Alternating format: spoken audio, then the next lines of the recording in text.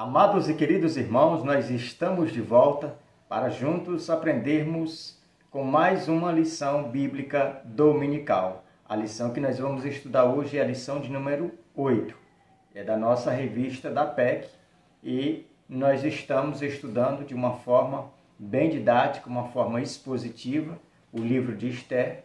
Esse trimestre foi 2 livros, o livro de Ruth, e agora nós estamos já no capítulo 4 do livro de Esther. Hoje nós vamos estudar 2 capítulos, o capítulo 3 e o capítulo 4 do livro de Esther, subordinado ao tema A Trama de Amã contra os Judeus. Então esse vai ser o assunto que nós vamos estudar juntos. Mas antes de nós falarmos qualquer coisa relacionada a esse tema, a esses capítulos aqui apresentados, eu quero lhe convidar a você a ser um parceiro do nosso canal. Como você pode fazer isso? Se inscrevendo aqui no nosso canal. E você que não é inscrito, aproveita, se inscreve e compartilhando, deixando um comentário e sempre, às vezes que puder, dando aí, vamos dizer que, deixando um like ou até mesmo deixando uma palavra aí nos comentários. Pode ser uma pergunta, pode ser alguma coisa relevante às nossas aulas, para que assim nós venhamos ter, vamos dizer que essa interação, né, entre todos os que fazem uso dessa ferramenta de escola bíblica dominical.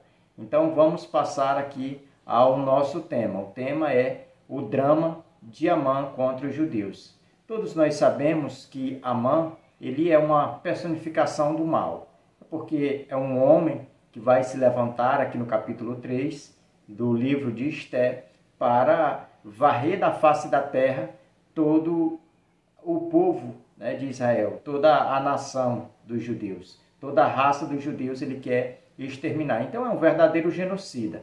Então nós vamos aqui aprender, né, como Deus vai dar livramento a esse povo, e nós vamos ver também as atitudes, né, do Mordecai e também da rainha Esther, que era também judia. Isso tudo a gente vai aprender no capítulo 3 e 4. Mas antes de passarmos ao nosso texto áureo e aos objetivos, nós precisamos trazer algumas informações para que ela sirva de base para o que a gente vai discorrer e para que a aula ela fique mais dinâmica, né? Então, todas as informações aqui apresentadas, você também pode levar para a sua sala de aula, levar para a administração da sua aula. Tanto você, professor, como também você, diretor, ou até mesmo os alunos que gostam de ir bem inteirado. Então, você pode fazer uso de todas essas informações que nós vamos apresentar a partir de agora. A primeira informação que eu preciso destacar aqui é com base no capítulo 3. Como a gente já falou, nós vamos estudar o capítulo 3 e o 4. E o capítulo 3 ele é dividido em 3 partes. A primeira parte nós vamos aprender que Amã ele cria ódio, né, do judeu Mordecai.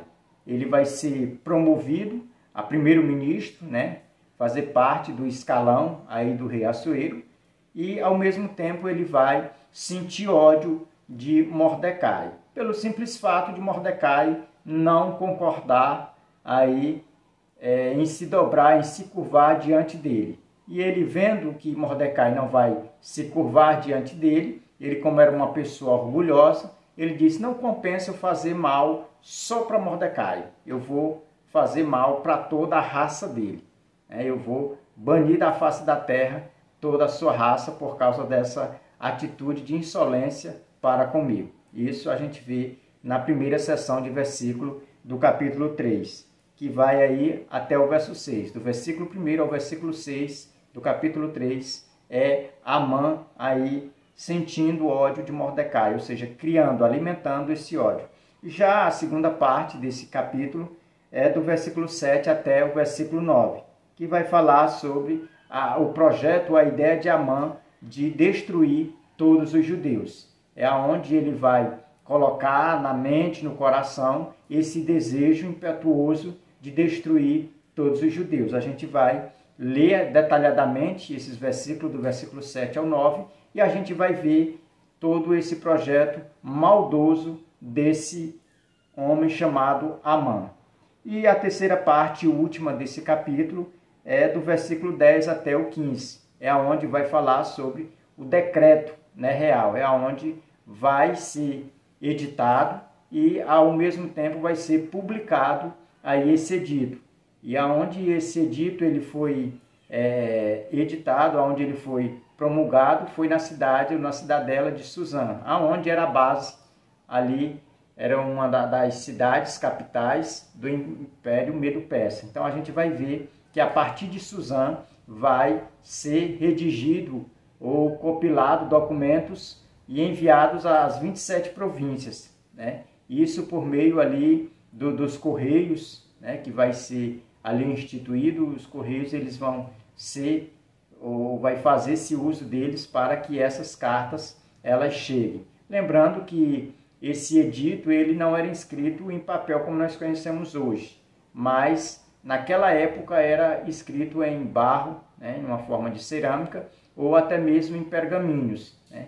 E a gente vai ver que essas 127 províncias, nem a maioria mesmo falava na mesma língua, né? Havia os dialetos e havia línguas diferentes, mas aqui na cidade de Suzã, a língua que predominava era o aramaico. Então vamos dizer que esse edito, né, o oficial, ele é escrito, promulgado na linguagem aramaica. Os outros vai ser aí traduzido para os dialetos, para as linguagens regionais e vão ser enviados. E a gente vai ver que Amã, né, ele era tão maldoso que ele não poupou esforço e nem dinheiro para investir nesse projeto de destruir todos os judeus. É tanto que a gente vai ver que ele vai investir aí 10 mil talentos de prata, hoje equivalente a 25 milhões de reais. Então ele não vai medir esforços para ir até o fim com esse plano maldoso de destruir todos os judeus. Mas nós vamos perceber que ele vai se dar mal, né? Ele vai se complicar em ter uma atitude dessa. Nós vamos ainda trazer informação sobre o capítulo 4. Né? Essas fecha aí a última sessão do capítulo 3. Agora nós vamos estudar o capítulo 4 aqui, apresentar uma síntese para que a gente entre já bem informado. O capítulo de número 4, ele é um capítulo muito pequeno, né? Mas ele vai estar dividido em duas partes. A primeira parte a gente vai ver que o escritor ele vai descrever a tristeza, né? A comoção dos judeus, né? Ao receber aquele edito, ao ver a publicação daquele edital, vamos dizer que a notícia de que eles iam ser ali mortos, eles iam ser varridos da face da terra, e eles entraram em um estado ali de, vamos dizer, de luto, né? Todos eles se vestiram de pano de saco, isso não só em Suzã, mas em todas as províncias, nas 127 províncias, os judeus, quando iam recebendo a notícia, prontamente eles se vestiam de pano de saco, começavam a lamentar em todas as cidades, né? Saíam chorando, se lamentando por causa desse decreto. E o interessante é que aqui no capítulo 4 a gente vai ver com detalhe. A segunda parte do capítulo 4 nós vamos aprender sobre a atitude da rainha Esther em interceder, né, pelo seu povo. A gente vai ver que ela, como rainha, tinha privilégios, mas ela também tinha a obrigação de interceder pelo seu povo. E isso ela não deixa passar em branco. Ela vai ter essa atitude porque foi bem ensinada e teve a sua vida toda preparada para um momento decisivo como esse. Pois a gente vai ver aqui no capítulo 4, que é onde ela, desde o primeiro capítulo, a Bíblia vai dizer que Mordecai diz para que ela não manifeste, né, a sua nacionalidade, as suas origens, para que ela escondesse que era judia.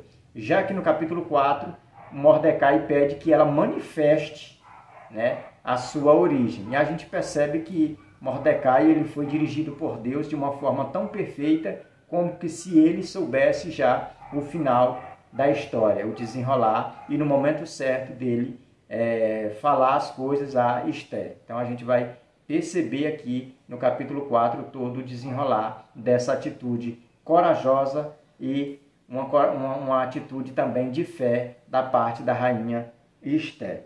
Então, já munido dessas informações, nós precisamos ainda trazer informação sobre a questão do edito. a gente vai perceber que Amã, ele vai lançar sorte. É como se ele pegasse o nome dos 12 meses do ano, colocasse em vamos dizer que um recipiente, uma garrafa, seja numa bacia, e girasse, fizesse o sorteio. O mês que ele pegasse, esse mês seria da execução. Então ele vai lançar sorte. Então a palavra sorte é Pur, que é aí vamos dizer que as iniciais de Purim, né, que é o que é conhecido o livro. Então essa palavra, essas 3 letras, Pur, significa sorteio. Então ele vai sortear o mês e a gente vê que Deus está trabalhando no pano de fundo. Deus faz com que ele escolha o último mês, né, para que dê tempo de todos os judeus surtir aí um efeito de livramento da parte de Deus, né, a providência de Deus. Então a gente percebe que Deus até nesses momentos Deus estava nas rédeas da história do seu povo. Então a gente vai ver que esse fato é vamos dizer que uma evidência, uma prova para que Mordecai mostrasse mais uma vez a sua fidelidade à sua raça e ao seu Deus. Da mesma forma que Esté, de uma forma ousada, corajosa e cheia de fé, ela vai determinar que ela é uma intercessora, que ela podia fazer alguma coisa. E ela estava tão decidida que depois que ela manda o recado para ali o seu tio, o seu primo Mordecai, ela vai dizer: se eu tiver que morrer, que eu morra, mas eu vou em frente com minha atitude de interceder a minha nação junto ao rei Assuero. Então, antes de passar aqui aos nossos objetivos, eu ainda preciso apresentar os personagens que vão aparecer nesses 2 capítulos. O primeiro personagem que a gente vai presenciar é o judeu Mordecai, né, que era um homem justo, um homem fiel ao reino, e a gente precisa também entender que do capítulo 2 para o capítulo 3 há um espaço de tempo de pelo menos 3 anos. Lembra que o capítulo 2 terminou lá com Mordecai salvando a vida do rei, descobrindo uma conspiração e ali esqueceram, não fizeram nada por ele? A gente terminou o capítulo 2 assim. Então, do capítulo 2 ao capítulo 3, existe esse espaço de tempo, que alguns estudiosos vão dizer que é 2 anos, outros vão dizer que é 3 anos, mas fato é que há uma lacuna de tempo. E nessa lacuna de tempo é o período onde Amã, né, ele vai ser levantado, né, ele vai aparecer nesse cenário. E ele é o outro personagem que nós queremos apresentar. Quem era esse personagem por nome Amã? Segundo o texto, ele era filho de Amedata. Perceba que tanto o nome do pai como o nome do filho eram nomes ali que tinham origem medo-persa, era nome persas. Mas a gente vai ver que quando se trata, né, do apelido de Amã, que era conhecido como Agagita, a gente vai ver que isso vai direcionar Amã lá para o Antigo Testamento. Lá para Êxodo, capítulo 17, se não me falha a memória, a gente vai ver em Êxodo aparecendo ali os amalequitas, né, que o povo de Israel vai sair do Egito, direcionando a terra prometida, e ali eles vão pedir passagem, os amalequitas vão negar passagem, vão entrar em guerra, vão tentar e tirar muitas vidas de pessoas inocentes, ali do povo hebreu no deserto, e isso a gente vai ver que ali Deus vai lançar, né, uma palavra ali de maldição, né, contra os amalequitas, dizendo a Moisés para que Moisés passe para o povo e que o povo esteja consciente de que quando o povo entrasse na terra prometida, o povo tinha que aniquilar, né, todos os amalequitas, riscar da face da terra. Debaixo do céu não era para existir mais essa raça. E a gente vai ver que nesse mesmo texto a Bíblia vai dizer que sempre haverá, né, guerra entre essas duas nações. Nunca haverá paz entre eles. Sempre vai ter essa rivalidade. E essa rivalidade ela vai chegar em Susã, aqui por intermédio, né, tanto de Mordecai como de Amã. Então, quando fala que Amã era esse, vamos dizer, que tinha essas origens de ser Agagita, ele era descendente de Agag, rei dos amalequitas, aonde já lá em 1 Samuel capítulo 15, nós vamos ver que ali Deus dá uma ordem ao primeiro monarca de Israel, né, que era o rei Saul, um rei tolo, onde Deus deu uma ordem para ele aniquilar os amalequitas, né, desde o velho até a criança, todos os animais, todos os bens para serem queimados, aniquilados. E Saul vai, chega lá, conquista o lugar, persegue os amalequitas, mata só os pobres, né, os da linhagem real deixa vivo, e ainda traz os bois e as ovelhas. É onde Deus chama Samuel e diz: olha, Samuel, eu já desprezei, eu me arrependo de ter chamado Saul para ser rei, porque ele não obedece, não sabe obedecer. Então, Samuel é enviado ao encontro de Saul quando ele está retornando, né, dessa missão, e ali Samuel confronta ali a Saul. E aí Samuel conversando ali com Saul, conversa vai, conversa vem, e de repente Samuel, como que se não soubesse de nada, diz a Saul: olha, Saul, eu estou ouvindo barulhos de vaca, de ovelha, o que é isso? Aí ele diz: não, o povo trouxe as melhores vacas, o povo trouxe as melhores ovelhas. E agora ele coloca a culpa no povo, né? E a mentira maior ele logo solta. Ele diz: não para sacrificar a Deus. E é nesse momento que vai sair aquele versículo que é muito conhecido, onde Deus, onde o próprio Samuel vai dizer, né, que Deus ele se agrada mais da obediência. É melhor obedecer do que sacrificar nesse contexto. E é onde muita gente usa fora do contexto e acaba que complicando, né, algumas situações. Então a gente precisa entender que Saul ele foi um rei que ele não sabia obedecer, por isso que ele foi, né, reprovado por Deus. Por isso que a Bíblia vai continuar narrando ali esse fato, e aonde o próprio profeta ele vai ter ali que fazer o trabalho de Saul. Ele vai e mata Agag. E ali a gente vê que por causa daquela atitude ele foi desprezado. O reino dele passou. Ninguém da linhagem dele ia ocupar nenhum lugar no trono, nunca mais. É aonde Deus vai escolher a Davi. Então a gente percebe que a partir dali vai ter, né, vai crescer aquela rivalidade entre os benjamitas e os amalequitas. Os amalequitas não vão esquecer aquele fato, e nem ali o povo, os benjamitas. E aqui, como Mordecai ele é um representante legal da linhagem dos benjamitas, assim também Amã ele é um representante legal do rei Agag, né, que era dos amalequitas. Então, por isso que há essa desavença entre eles, né, por causa da árvore genealógica deles ali, e também por causa de uma profecia, né, de Deus, que nunca haveria paz entre ambos. Então a gente vai estar debaixo, né, desse, vamos dizer que desse contexto, estudar tudo isso para que sirva de base o que o nosso guia prática, que é a nossa revista, vai nos informar. Ainda eu quero trazer outro personagem, que é Esther. Quem era Esther? Era a rainha que tinha casado com Assuero, judia, e também ela vai aparecer aqui nesse capítulo 4 como a grande intercessora, né, a favor do seu povo, a favor da sua nação. Então a gente precisa entender que Esther ela tinha responsabilidade de, antes, né, de gozar, vamos dizer, que dos prazeres do palácio, ela tinha responsabilidade com o seu povo, com as suas origens. E aqui a gente aplica a seguinte lição, que tem muitas pessoas que às vezes quando sai de um local esquece, né, as suas raízes. E aqui nós vamos aprender com Esther, né, que nós não temos que perder as nossas origens. Um outro personagem que vai aparecer, se destacar nesses dois capítulos, é o rei Assuero. Como é que ele vai aparecer nesses dois capítulos?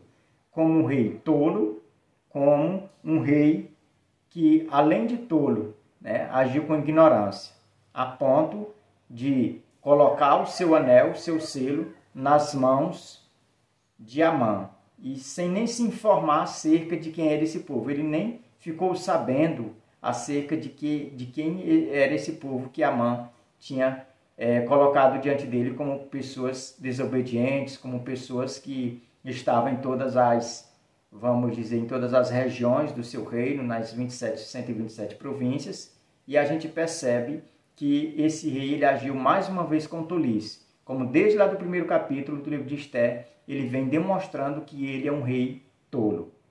A primeira tolice que nós vemos é quando ele vai fazer aquele banquete de 7 dias e vai chamar, né, a rainha Vasti para que ela se apresente diante de todos e querendo mostrar ela como um troféu, e ela não vai, né, nesse pedido dele, porque ela reconhece que aquilo era imoral. Então a gente já precisa entender que ali ele agiu com tolice. E a partir dali ele vai nessa sucessão, né, sempre apresentando cada capítulo que vai passando, vai apresentando uma tolice desse rei. Então a gente precisa fazer também esse destaque. E um outro personagem que eu ainda quero apresentar, e o último, para que a gente dê sequência aqui na nossa videoaula, é Ataque. Quem é Ataque? Ele era um eunuco do rei.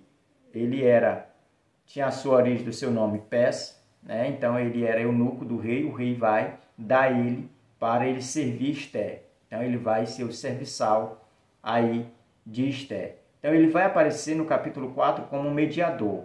Ele vai mediar a conversa entre a rainha Esther e Mordecai, que vai estar nas ruas da cidade vestido de pano de saco lá na praça.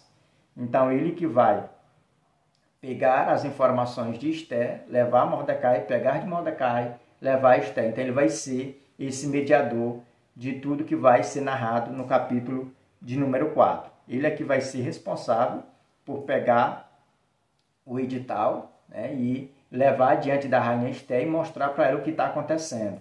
E a posição que ela tem que tomar, a decisão que ela vai ter que se colocar de pé diante dessa atitude. E atrás do rei, né, interceder a favor da sua nação a pedido de Mordecai. É nesse momento que a gente vai ver que Mordecai ele vai pedir para que a rainha ela fale, né, acerca das suas origens. Então nós vamos, já munido dessas informações, nós vamos agora passar para os nossos objetivos. O primeiro objetivo é compreender que o ódio pode ter consequências desastrosas. O segundo, entender a tragédia que abateria sobre a comunidade judaica pela prepotência e ódio de um inimigo. E o terceiro e último, perceber a providência divina na decisão de Esther em arriscar-se pelo seu povo. Então, esses são os objetivos que nós iremos aprender. Nós vamos ver que Esther, já no finalzinho do capítulo 4, ela vai demonstrar uma atitude, né, corajosa e uma atitude de uma pessoa que tem fé. O nosso texto áureo ele vai se encontrar no capítulo 4 e o versículo 14, que é um versículo muito conhecido, que diz: porque se de todo te calares, agora de outra parte se levantará para os judeus socorro e livramento. Mas tu e a casa de teu pai perecereis. E quem sabe se para conjuntura como esta é que fosse elevada a rainha. Aqui nessa leitura a gente percebe que Mordecai ele faz uma pergunta para Esther, dizendo que ela, nesse momento, ela tinha que parar para refletir, que tudo na vida, ou todo ser humano, ele está no mundo com um propósito, para um momento certo. E Esther, ela estava ali, alcançada, ou vamos dizer que galgando essa posição de rainha, com um propósito divino. E o propósito era esse, era de ajudar, nesse momento, era de estender a mão para o seu povo. Então a gente precisa entender que o que Mordecai está criando aqui em Esther é abrindo os olhos dela para que ela demonstrasse uma atitude de uma pessoa que tinha fé, de uma pessoa que tinha coragem. Ele chega para ela e diz: olha, se você se calar, uma coisa é certa, Deus vai levantar outro. O propósito de Deus alcança outro, mas uma coisa é certa, o livramento virá. Se não for da tua parte, se tu não contribuir, só quem vai perder é você, porque você e a casa do seu pai vai ser estipada, ou seja, vai passar. Mas o povo judeu vai prevalecer, eles vão vencer. Então, com essas palavras, a gente percebe que Mordecai demonstra fé e cativa ao mesmo tempo essa fé aos ouvidos de Esther. Perceba que depois que ele dirige essas palavras, Esther diz, pois vamos orar e jejuar durante 3 dias e 3 noites. Depois eu vou e me apresento ao rei. Se eu tiver que morrer, morrerei. Então a gente precisa entender que pelo ouvir essa palavra ela creu. Então nós precisamos a todo momento, a todo tempo, pregar, né? Seja através do ensino, em escola bíblica ou em qualquer um outro ambiente. Mas nós precisamos pregar porque através da palavra vem a fé. Depois que a pessoa ouve, a pessoa é estimulada a crer, assim como aconteceu com Esther. Agora eu te convido a acompanhar a verdade prática. Nossa verdade prática diz: Deus é fiel no cumprimento de todas as suas alianças e promessas, para com aqueles que o temem e guardam seus mandamentos. Então perceba que a nossa verdade prática nos informa que Deus, ele é fiel ao cumprimento de todas as alianças e todas as promessas que ele faz, em especial na vida daqueles que temem e guardam os seus mandamentos. Então nós, como cristãos, nós somos exortados através dessa verdade prática, que é a essência de todo o conteúdo da nossa lição, a perseverarmos, a permanecermos firmes, né? Sempre temendo ao Senhor e guardando os seus mandamentos, porque no tempo certo ele vai cumprir, né? As alianças, ele vai cumprir as promessas que a nós ele tem feito.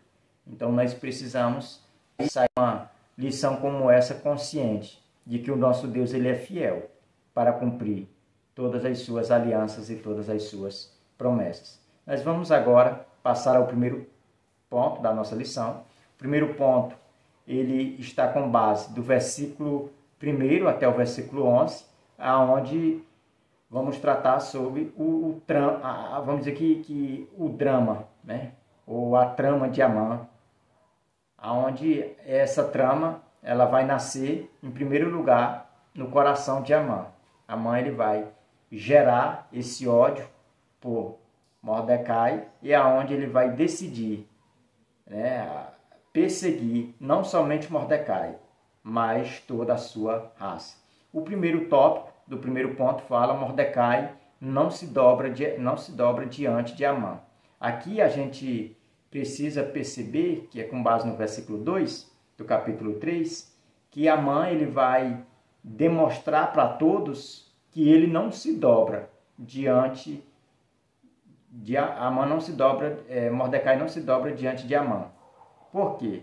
Porque não era costume dos judeus se dobrar, né, diante de homens, mas unicamente diante de Deus.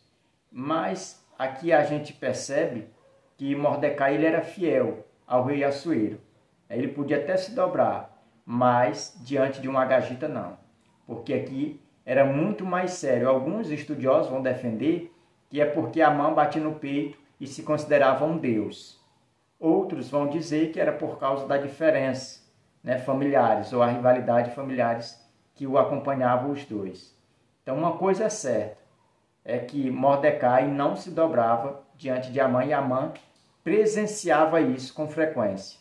Todas as vezes, todos ali que viviam à porta do rei se dobravam, né, prestavam vamos dizer que uma reverência a Amã, né, que era tido como primeiro-ministro do reino de Assuero. Mas Mordecai não prestava essa reverência e isso acabou criando dentro de Amã esse ódio, né, desenfreado, aonde ele achou que perseguir, que matar, que atentar contra a vida de Mordecai era pouco. Ele decide, né, fazer, vamos dizer que a trama, né, de matar todo o povo judeu. É nesse momento que a gente vai ver a atitude, né, dos judeus, a atitude de Mordecai em relação a esse perseguidor, em relação a esse inimigo declarado dos judeus. Segundo, o rancor de Amã. A gente percebe que o que leva a esse rancor de Amã era a questão de Mordecai, um judeu, né, não galgar vamos dizer que um cargo, vamos dizer, oficial tão elevado como ele, né, porque havia hierarquia. Então todas as pessoas que estavam à porta do rei, por obrigação real, tinha que se dobrar. Mas quando ele olhou para o judeu, Mordecai, e ele não se dobrava diante dele, e os servos vão lá e interrogam ele, perguntando por que ele despreza as ordens do rei, ele diz unicamente uma palavra, ele diz: eu sou judeu. E aí aqueles moços que ali estão, que interrogam Mordecai, corre e vai dizer a Amã.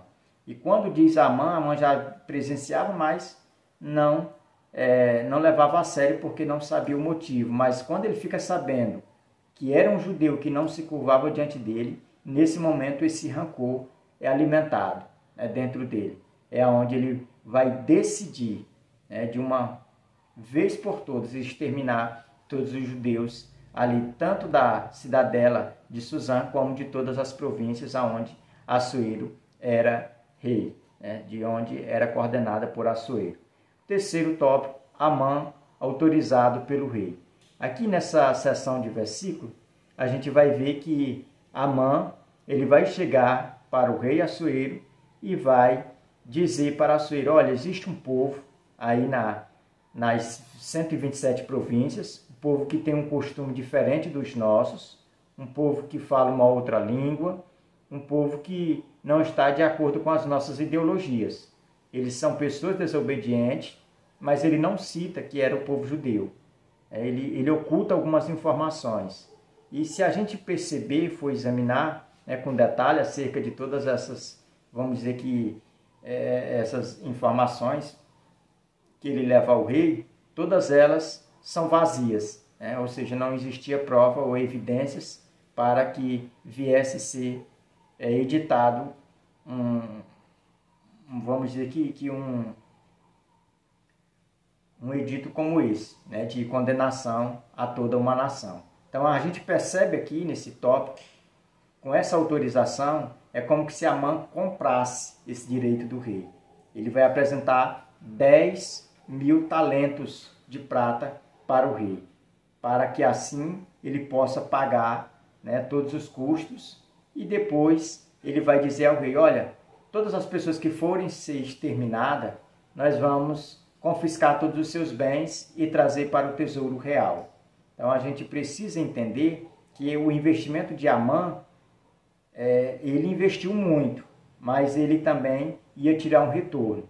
Mas o maior retorno que ele ia tirar era um retorno da questão do seu rancor, do seu desprezo, do seu desdém pelos judeus. Ele achava que os judeus eram amaldiçoados. Então essa ira dele é o que ia trazer alegria dentro do seu coração. Vamos passar ao segundo ponto da nossa lição, que fala decretada morte dos judeus. Aqui a segunda parte, né, do capítulo 3, é onde a gente vai ver, juntando, né, tanto com o decreto, como aí vamos dizer que a consumação, né, de todo o capítulo 3. É nesse ponto onde a gente vai ver que o edito ele vai ser publicado. Eles vão editar, né, ali os satrapas, os escribas vão escrever e como Amã está com selo real, ele vai lá e carimba, né, esse documento, para que esse documento ele chegue em todo o reino, né, e de uma forma muito rápida.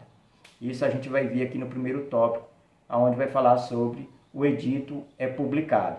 E a gente vai ver que quando esse edito ele é publicado, a Bíblia vai dizer que a cidade de Suzã ela vai ficar perplexa.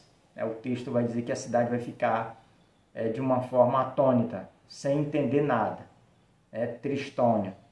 E nesse mesmo instante, a gente vai ver que tanto o rei como a Amã, eles vão beber, né, se embriagar. Por isso que eu falei a princípio, que esse rei, ele é um rei tolo. Além de permitir uma tolice, ele ainda vai comemorar. O segundo tópico, o dia da vingança racial. Esse dia da vingança, ele é entre o mês, no nosso calendário, entre o mês de fevereiro ao mês de março, é o mês de Adar, né? Foi sorteado lá, eles escolheram esse mês, e aí ele vai dizer que é todo dia 13 desse mês, vai ter essa, vamos dizer que essa vingança de Amã, né? Esse decreto ele vai ser válido. É onde todo judeu vai ser morto, desde o mais velho até o mais novo. e os seus bens, os seus animais vão ser confiscados. Quem matar um judeu pode ficar com seus bens, né? E aí só pagar um certo tributo ao rei. É assim que vai ser editado, né, todo esse decreto. Então a gente precisa entender que esse decreto ele tem, né, a sua legalidade, porque está carimbado com o rei, está sendo editado e sendo traduzido em todas as línguas, isso com aval do rei, né, porque o rei deu uma carta branca para Amã fazer tudo isso, né, devastar todos os judeus. Ainda que ele não soubesse que esse povo era os judeus. E já o terceiro tópico, o desdém do rei e de Amã. Aqui nesse tópico a gente vai ver que tanto Amã como o rei Assuero, eles estão fazendo ou dando cumprimento a um trama, aonde a gente vai ver que isso vai ter um final, né, feliz para os judeus, né, e infeliz aí para Amã e toda a sua casa. Né, toda a casa dele vai ser estipada, né, porque todos eles vão morrer enforcados devido a essa tolice que eles vão fazer. Nenhum judeu vai aí perecer, porque Deus vai dar livramento. Então o desdém do rei e de Amã é nesse quesito, de que eles fizeram um decreto de morte e mandaram para todas as províncias, e na pequena cidade de Suzã, a cidade ficou perplexa. Por que a cidade ficou perplexa? Porque a cidade ela conhecia os moradores judeus que lá tinha e perceberam que eram pessoas da paz, pessoas que cumpriam suas obrigações sociais, pessoas que tinham um predicado moral excelentíssimo, né? Nunca falava mal do rei Assuero, não tinha nenhum motivo para ser considerado como traidores. E aí a gente vai ver que a cidade ela vai, ao mesmo tempo que não acreditar no que está acontecendo, mas eles começam a pensar entre si. Hoje eles estão, né, criando um decreto para acabar com a raça dos judeus. Amanhã pode ser nós. Então por isso que a cidade fica, vamos dizer que perturbada, fica perplexa nesse sentido, de que elas não entendiam como é que os judeus, sendo fiéis ao reino, tiveram a opção de retornar para a sua terra e não quiseram, mas quiseram servir ali, viver ali, e agora são considerados como traidores sem ter feito nada.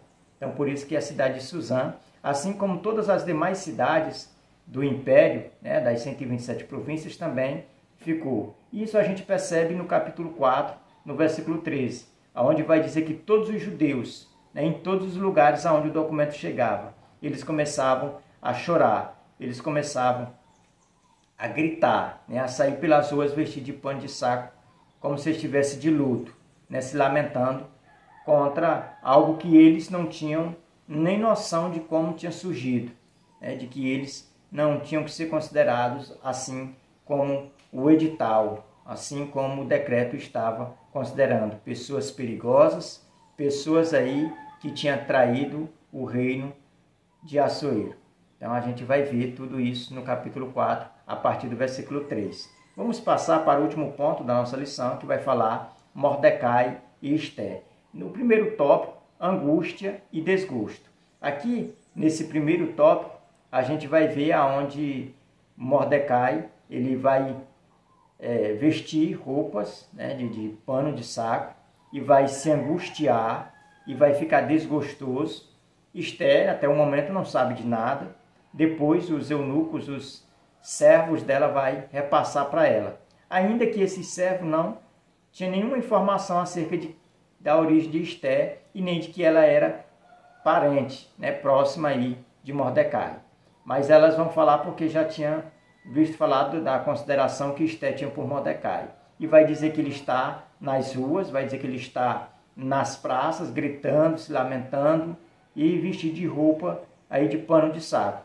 É onde Ester ela vai mandar, né, roupas limpas para ele se vestir e voltar às suas atividades normais. E ele diz que não vai, ele despreza, ele não aceita.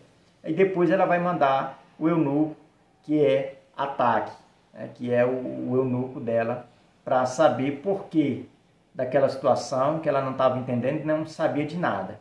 É onde ele vai mandar uma cópia, né, do decreto para que ela lesse, para que ela entendesse, ficasse a par de todas as informações que estavam acontecendo e o porquê que ele estava vivendo daquela forma, angustiado e ao mesmo tempo desgostoso. É por isso que a gente vai entender nesse tópico os motivos, né, de Mordecai estar com aquelas atitudes. O segundo tópico, um apelo a Esther. Aqui a gente vai ver que essa conversa ela vai ser mediada por esse eunuco, onde Esther ela vai ser informada do que aconteceu e ela vai mandar informações para Mordecai, lembrando a Mordecai acerca da lei dos persas, dizendo que se ela se apresentasse ao rei sem ser chamada e que já fazia mais de 30 dias que o rei não a procurava, ela poderia ser morta, né? Vamos dizer que pela lei persa. Então, Mordecai entende isso, mas Mordecai diz, mas mesmo assim, você tem que tomar atitude, tem que ir, né? Não tem que temer a morte. É aonde a gente vai ver que é o nosso textual. É onde Mordecai vai mostrar para ela que se ela não for, o livramento vai vir de outra parte. E ela vai perder a oportunidade, né, de ser lembrada aí como uma pessoa que honra, né, a sua raça, né, do seu testemunho de que é judia. E o terceiro e último tópico, Esther concorda em interceder. Aqui a gente vai ver mais uma atitude, né, vamos dizer que brilhante, da pessoa de Esther. Ela vai se mostrar uma pessoa intercessora. Ela vai arriscar a sua vida em prol do seu povo. Ou seja, a sua responsabilidade maior era com a sua nação, era com o seu povo. E o propósito maior dela ter sido órfã, ser criada, ser educada, ser, vamos dizer que dirigida por Mordecai, era para esse momento. Era para um momento como esse, um momento difícil, mas um momento onde ela precisava demonstrar fé e demonstrar coragem.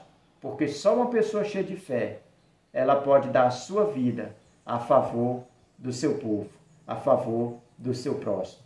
Então a gente precisa entender que Esther aqui, nesse momento, que no capítulo 4, versículo 16, a gente vê que ela mostra, né, através dessa atitude, que ela é uma pessoa corajosa, é uma pessoa que tinha aprendido com Mordecai, que não poderia negar, né, se omitir da responsabilidade para com o seu povo, para com o seu Deus. Então a gente aprende aqui, nesse tópico, que a gente precisa ter a coragem de Esther, que a gente precisa manifestar a fé que Esther ela demonstrou nesse momento da história. Então, que Deus abençoe. Até a nossa próxima aula, em nome de Jesus.